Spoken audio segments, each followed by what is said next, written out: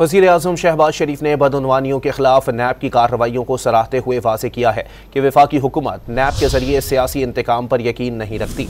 वज़ीर आज़म हाउस में आलमी इंसदाद बदउनवानी दिन के हवाले से तकरीब से खिताब करते हुए शहबाज शरीफ ने नैब की गैर मामूली कारकर्दगी पर इदारे के अफसरान और क़यादत को खिराज तहसीन पेश किया। वज़ीर आज़म ने वाज़ेह किया कि वफाकी हुकूमत के लिए माली, इंतज़ामी और इदारा जाती शफाफियत अव्वलीन तरजीहात में शामिल है।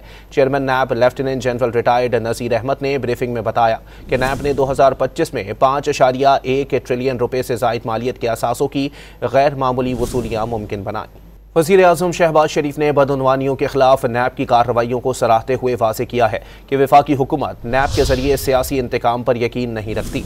वज़ीर आज़म हाउस में आलमी इंसदाद बदउनवानी दिन के हवाले से तकरीब से खिताब करते हुए शहबाज शरीफ ने नैब की गैर मामूली कारकर्दगी पर इदारे के अफसरान और क़यादत को खिराज तहसीन पेश किया।